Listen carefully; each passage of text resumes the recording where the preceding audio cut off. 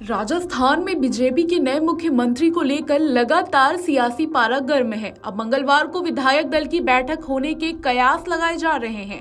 इस बीच सबसे बड़ा सवाल है, 2 बार की पूर्व मुख्यमंत्री वसुंधरा राजे क्या मुख्यमंत्री की रेस से बाहर हो चुकी हैं या हम नहीं, बीजेपी के लोग भी कहने लगे हैं। इस दौरान सोमवार को राजेंद्र सिंह राठौर और किरोड़ी लाल मीणा भी यह स्पष्ट कर चुके हैं कि राजस्थान में इस बार एकदम नया चेहरा ही मुख्यमंत्री होगा, क्योंकि छत्तीसगढ़ में नए चेहरे आदिवासी नेता विष्णुदेव साय को सीएम बनाया गया। अब सियासत में चर्चा हो रही है कि बीजेपी की दिग्गज और पूर्व मुख्यमंत्री वसुंधरा राजे इस बार सीएम की रेस से क्यों बाहर हुई। इसके पीछे की 5 प्रमुख वजह मानी जा रही है, जिन्होंने वसुंधरा को मुख्यमंत्री की रेस से बाहर कर दिया है। इस रिपोर्ट के माध्यम से समझने की कोशिश करते हैं आखिर ऐसे कौन से 5 कारण हैं। आपको बता दें, पहला कारण है वसुंधरा राजे शुरू से मुख्यमंत्री के फ्रेम में नहीं थी। बता दें, सियासी गलियारों में चर्चा है कि वसुंधरा राजे शुरू से ही मुख्यमंत्री के चेहरे के तौर पर फ्रेम में नहीं थी। बीजेपी ने काफी समय से वसुंधरा को साइडलाइन किया रखा।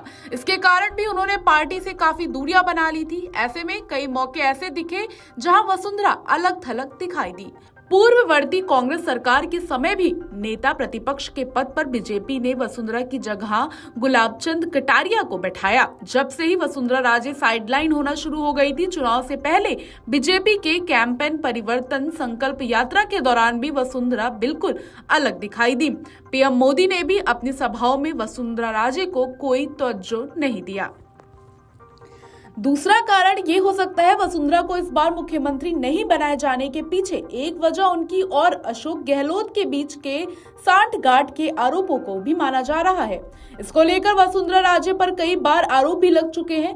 धौलपुर में बीते दिन में पूर्व मुख्यमंत्री अशोक गहलोत ने भी मीडिया से बातचीत के दौरान बड़ा बयान दिया, जिसमें उन्होंने कहा था कि वसुंधरा जी और कैलाश मेघवाल जी की वजह से ही उनकी सरकार बच पाई थी। गहलोत के इस बयान के बाद भाजपा में जमकर बवाल मचा।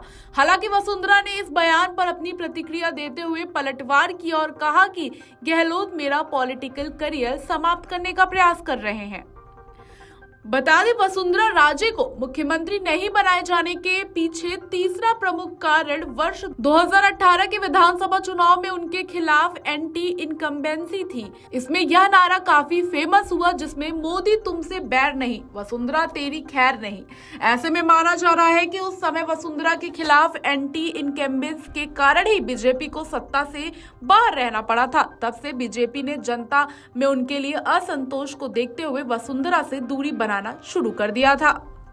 वसुंधरा को मुख्यमंत्री नहीं बनाए जाने के पीछे चौथी वजह हाल ही में वसुंधरा राजे के बेटे सांसद दुष्यंत सिंह पर 5 विधायकों की बाड़ेबंदी करने का आरोप लगा है। इस मामले में किशनगंज विधायक ललित मीणा के पिता हेमराज मीणा, जो पूर्व विधायक रह चुके हैं, उन्होंने मीडिया में बड़ा आरोप लगाया कि सांसद दुष्यंत सिंह के इशारे पर उनके बेटे ललित मीणा समेत 5 विधायकों को जयपुर के एक होटल में बाड़ाबंदी के तहत रखा गया, जहां हेमराज होटल जाकर अपने बेटे को लेकर आए। हेमराज मीणा के इस आरोप के बाद बीजेपी में जमकर हड़कंप मच गया। इसको लेकर भी पार्टी हाईकमान के पास वसुंधरा राजे को लेकर गलत मैसेज गया है।